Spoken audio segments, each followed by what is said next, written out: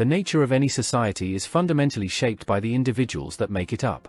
The quality of a society cannot surpass the quality of the people within it, and this is a crucial truth often overlooked in favor of the comforting notion that society itself is responsible for individuals' well-being. In reality, the strength or decay of a society is a direct reflection of the mindset, actions, and growth of its members. When people refuse to engage critically with life, to improve themselves, or to take responsibility for their own situation, the suffering they experience becomes, in a sense, their own making. This is not to say that external circumstances do not have an effect, but rather that individuals possess the ability to respond, adapt, and, ultimately, transcend the hardships they face. To neglect this responsibility is to surrender agency, and thus, to allow stagnation to set in. Apathy and complacency in the face of struggle only serve to perpetuate the cycle of dissatisfaction. In this sense, society cannot be seen as a monolithic entity that is solely responsible for the happiness or advancement of its people. The false narrative that society should alleviate individual suffering, by way of systemic solutions, policies, or external aid, creates a detachment from personal responsibility. This narrative conveniently sidelines the fact that society's problems are, at their core, the product of the collective choices and inactions of its members. If individuals cannot be bothered to confront their own reality and work toward self-improvement, then their misery becomes an inevitable outcome of that choice. Moreover, the idea that humans are a tight-knit or unified collective is an illusion. The reality of modern society is far more fragmented. While society may attempt to promote solidarity, shared goals, and community values, in practice, most people live isolated lives. They are often more concerned with their personal struggles, which may differ vastly from those of others. The result is a lack of genuine connection, a failure to engage in meaningful collective action, and an increase in personal alienation. This fragmentation is one of the primary reasons societies struggle to solve systemic problems, because people, for all their talk of unity, are simply not unified in their vision, efforts, or even understanding of what needs to change.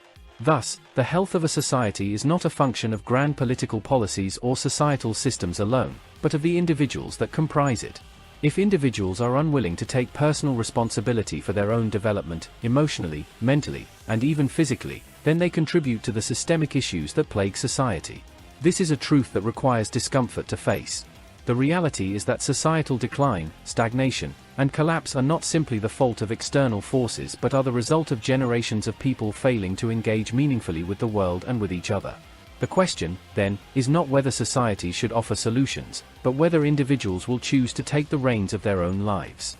Will they strive to rise above the limitations of their environment, or will they allow the comforts of modern life to sap their will to evolve? The strength of a society is tied to the strength of its people, each person's willingness to take on the struggle of life and confront it head-on. In the end, individuals hold the key to societal change. A society that fosters responsibility, critical thinking, and self-improvement is not something that can be handed down through systems alone. It must be built from the ground up, by people willing to reject complacency, take responsibility for their own actions, and rise above the narrative of victimhood.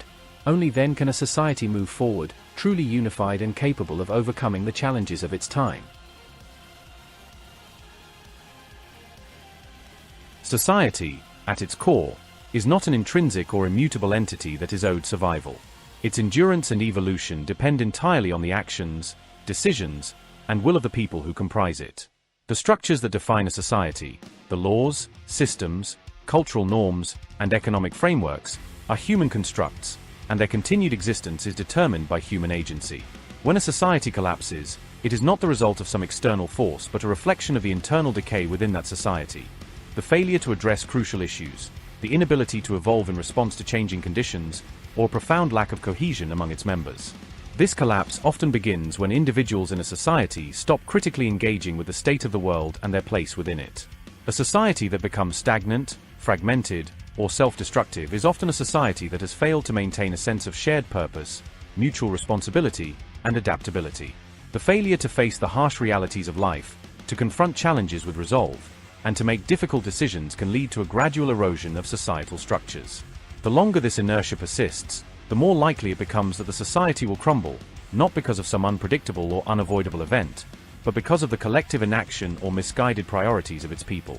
In this sense, the collapse of society is not an inevitable fate but the direct consequence of human choices. It is the result of individuals who, either through ignorance, complacency, or outright refusal to act, contribute to the degradation of the systems that sustain them. When people become focused on short-term comforts or self-interest, rather than considering the long-term survival of their communities, they play a part in undermining the very structures they rely on. Society becomes a fragile edifice that can no longer withstand the pressures of internal divisions, external threats, or the neglect of its core principles. Furthermore, this challenges the notion that society is a static entity that simply exists regardless of how it is treated. In reality, societies are dynamic and fragile. They require active participation, engagement, and critical reflection from their members in order to thrive. If people refuse to acknowledge or address the root causes of their society's dysfunctions, whether that be economic inequality, political corruption, cultural fragmentation, or moral decay, then they are complicit in that collapse. The belief that a society will continue to endure simply because it always has, or that it will naturally resolve its issues without intervention, is a fallacy. At its most fundamental level, the collapse of society is the result of a collective failure to uphold the principles that once held it together. It is not an external inevitability, but rather the consequence of a failure to evolve, to critically confront reality, and to take responsibility for the world that humans have created. As such, if a society disintegrates due to internal controversy or negligence, it can be said to deserve that fate. When individuals fail to act, when they become too comfortable in their materialism or distracted by superficial concerns, they create a system ripe for collapse. In essence, society survival is not a guarantee. It is something that must be actively earned and maintained through the engagement of its members. If society collapses, it is not the fault of some distant, impersonal force but the result of collective human choices and actions. The collapse of a society is a reflection of its own failure to confront its issues, to adapt to change, and to preserve its core values. And, in many cases, the disintegration of society is the consequence of the very people who benefit from it but refuse to ensure its survival.